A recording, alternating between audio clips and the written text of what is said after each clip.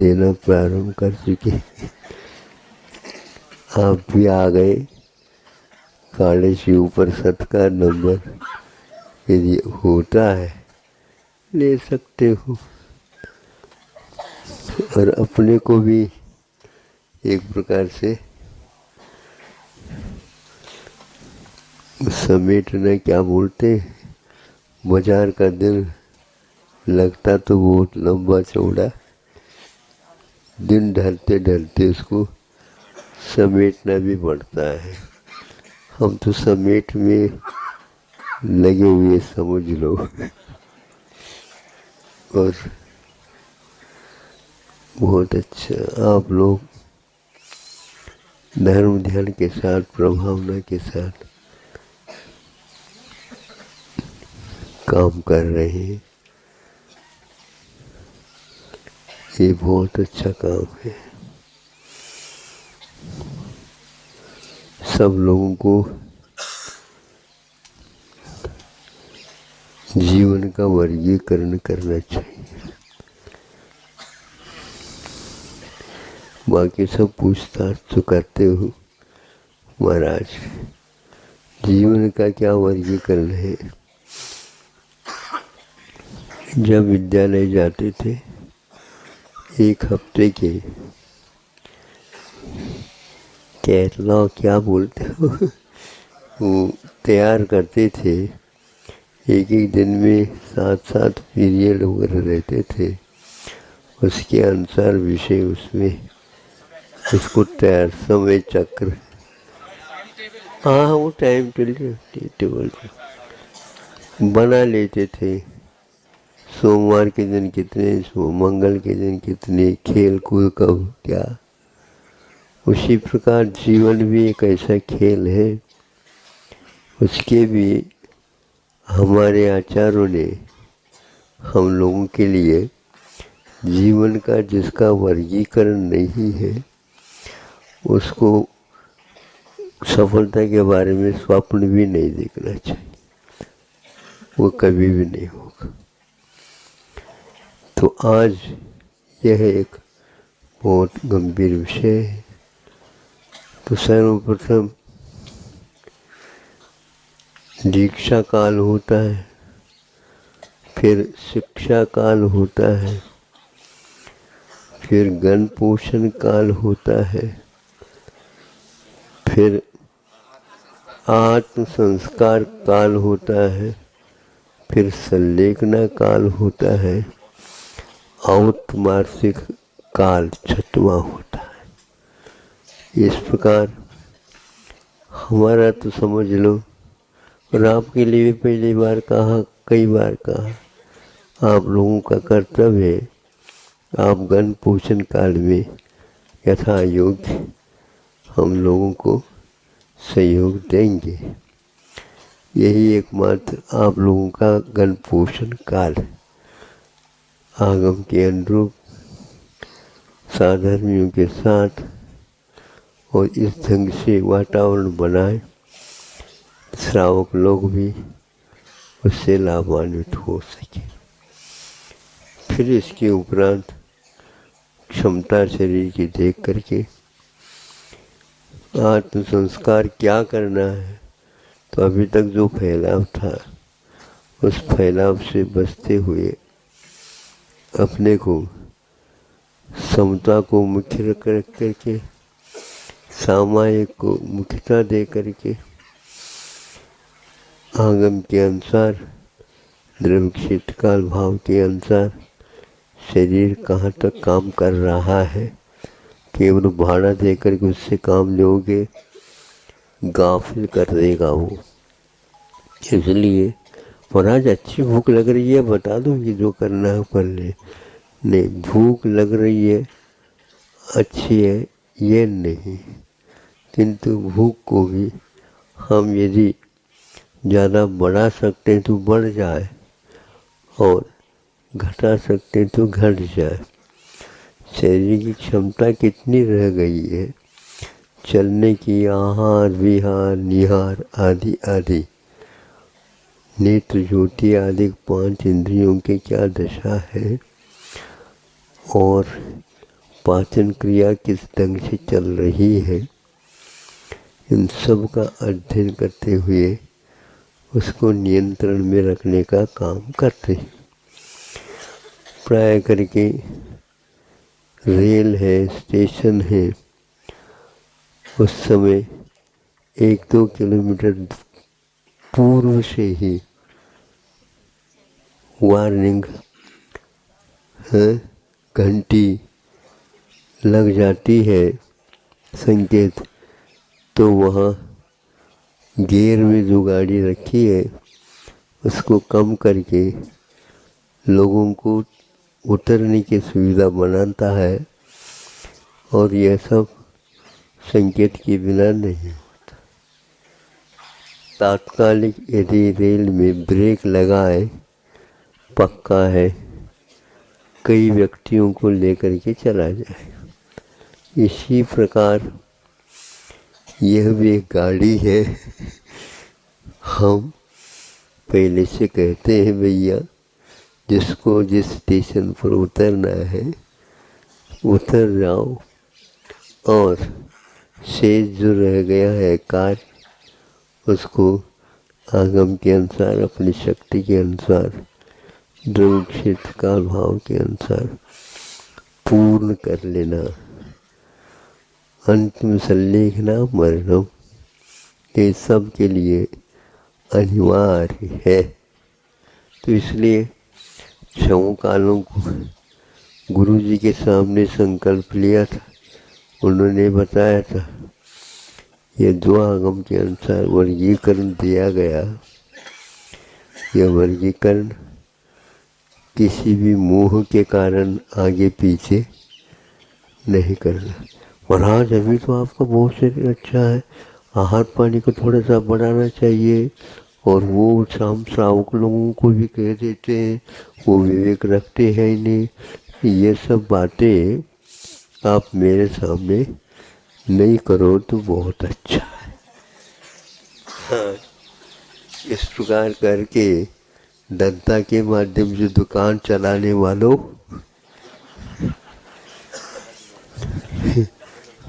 नहीं समझे, वो दंता तो चाहते हैं कुछ धंधा, हम उसमें से नहीं। गुरु जी के सामने संकल्प लिया है, जैसे आपने किया वैसे ही आपकी कृपा से हमारा भी यह अंतिम क्षण जो एक प्रकार से भविष्य के भूमिका के लिए बहुत बड़ा जबरदस्त कार्य करने वाला है।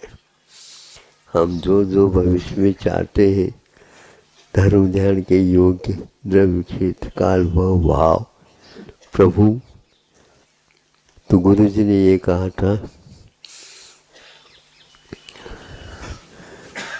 जीवित मरने से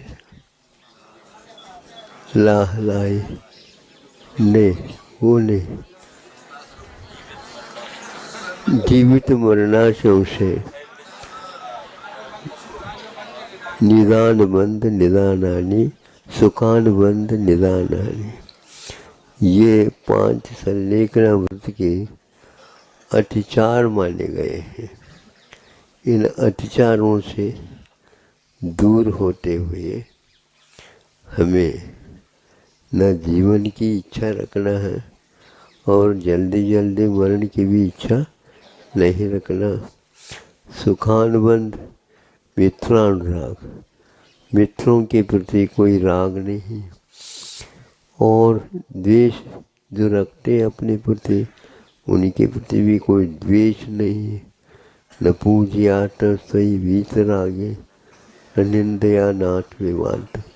इस प्रकार राग द्वेष से रहित होकर के सुखानुबंध, जो बहुत कुछ खाया पिया काम किया आदि आदि, उसी में गाफिल होकर के उन सुखों को याद करना, ये और अभिशाप का काम करता है।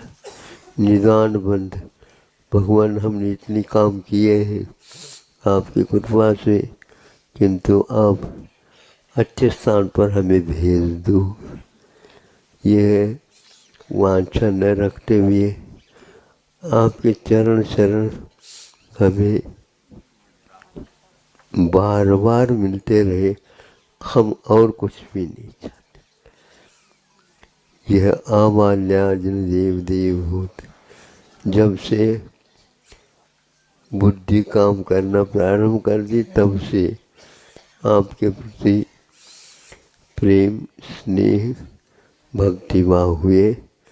ये भर हमारे लिए बने रहे और कुछ भी नहीं चाहते हैं। कितने भी आप, हम उसमें से उसके फल के स्वरूप नहीं है, निधान नहीं है। एकमात्र रत्नत्रय है जो कि सब सुखों का निधान है। उसको याद करें। गुरु एनम अंत में बहुत सर्वश्रेष्ठ है, जो जीवन का सबसे ज़्यादा उथल पुथल होते समय पर वह काम करता है। उनके वचनों को याद रखते हुए आगे का जीवन उन्हीं के नामस्मरण करते हुए क्षणिक है, कब जाता पता है ही नहीं। इसलिए कोई भी इन 5 दोषों को नहीं लगाते हुए यहाँ विदा हो जाए। और जो संयोग हुआ है, वियोग भी होते हैं, आदि आदि अनेक प्रकार के होते हैं। वो क्षणिक कर्म के ऊपर आधारित है समझ करके किसी के प्रति भी राग द्वेष नहीं करते हुए खम्मा भी खमुंत में, ये 2 शब्द संक्षेप है। मैं क्षमा करता हूँ, क्षमा मांगता हूँ।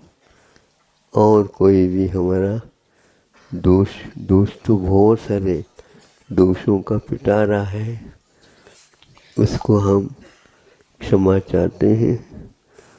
आपके पास अभी मान लो कोई कमी हो गई हो, उसको भी उसी प्रकार हम कर्म के ऊपर आधारित समझ करके छोड़ देंगे।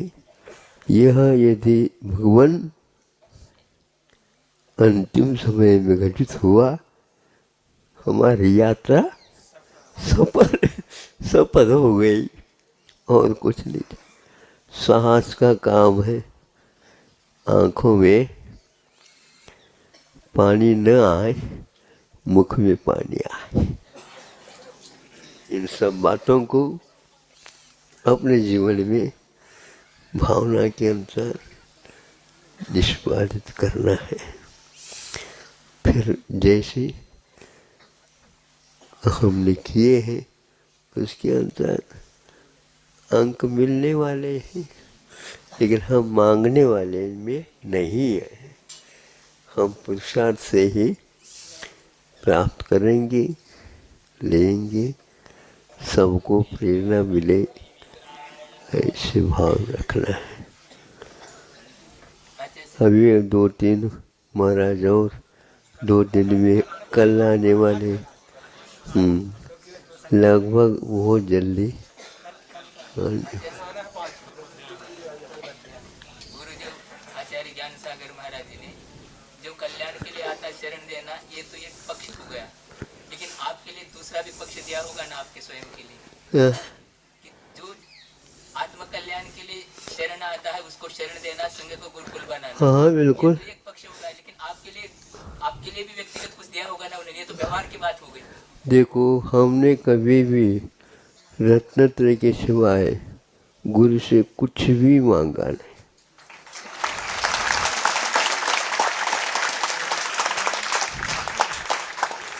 कई लोगों ने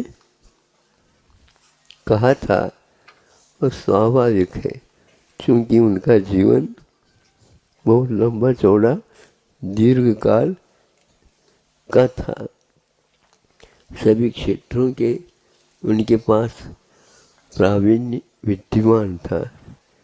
कई लोगों ने कहा गुरु महाराज से कह दो, जैसे उन्होंने कहा दक्षिणा तो दे दो, तो भगवान आपके पास जो कुछ भी, क्या बोलते उसको, इकट्ठा किया हुआ, आप कहाँ जा रहे हो? वहाँ जाने की यहाँ पर इसकी कोई आवश्यकता है ही नहीं। यदि हमें दे दे तो बहुत अच्छा हुआ।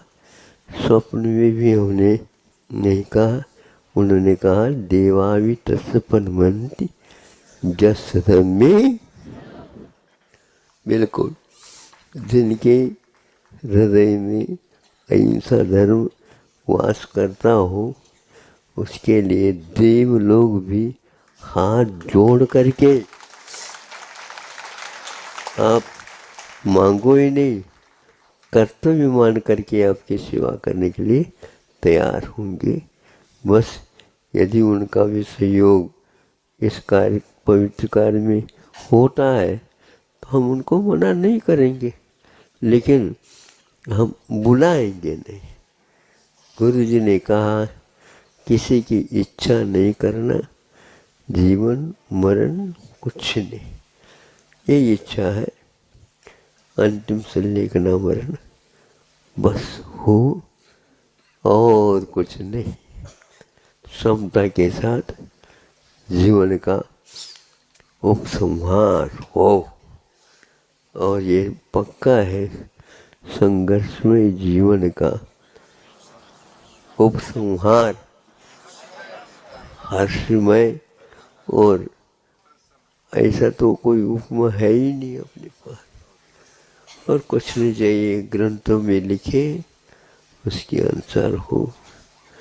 नमोकार मंत्र भी याद रह जाए तो हमें और कुछ भी इच्छा नहीं, उसमें सब सारभूत आ जाते। पंच गुरु चरण शरणों दार्शनिक तत्व पटक रही है। सुन रहे हो? हमारा क्या होगा ऐसा न सोचिए, पूर्वज ने जो रास्ता बताया उसके अनुसार ठीक होगा। गैर गैल की ओर मत देखो, बस इतना ही। बाकी सब गैर समझते हो, हाँ, गलत मार्ग की ओर दृष्टि न जाए, वाह वाह में कहीं फंस न जाओ। गुरु जी कहा करते थे, मैं तो एक साधक हूँ, साधना ही मेरे लिए प्रिय है, मैं प्रभावक नहीं हूँ, प्रभावना होती है, वाह, भावना रखो, प्रभावना हो नहीं जितनी है अपने कुवत के अनुसार होगी। इसमें भी ख्याति पूजा लाभ का कोई समावेश न हो। और इसके अलावा जो बड़े बाबा की जो सेवा हुई, मांगने की बात नहीं, वो सब बरसेगा, भावना के कारण बनेंगे। यही भाव है, बाकी सब आप लोग अब हमसे कुछ नहीं मांगी हो। जितना दिया है हमने आशीर्वाद तो बांटा है, पर्याप्त है, हमें संतुष्टि भी है। गुरु के वचन फलते हैं।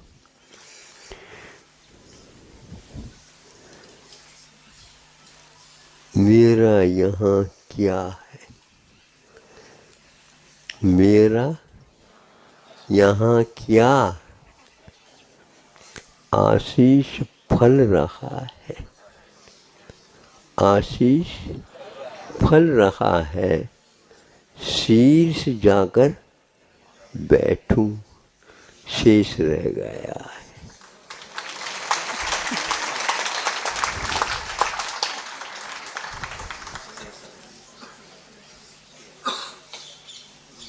गुरुओं का आशीष फलता है, फूलता है।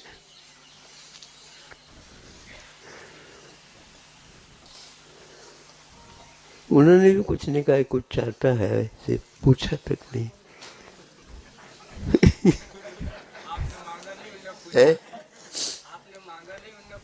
उन्होंने यही कहा है मांगने से कमी मांग ले तो क्या होगा, और देने वाले हैं, मान लो बहुत देने वाले हैं तो हम ऐसा काम नहीं करते। हाँ, योग्य हो देंगे देंगे, और क्या देना, आशीर्वाद दे दिया। गुरुकुल बनाओ बनो, ठीक है, वही सब बना रहे हैं, है ही नहीं अपना। ये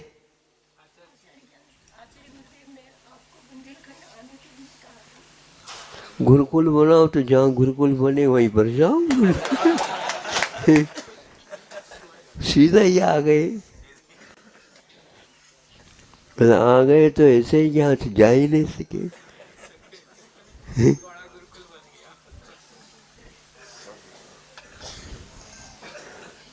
एक को भी मांगा नहीं, लेकिन जो आए वो सारे सारे निश्चय करके ही आए थे।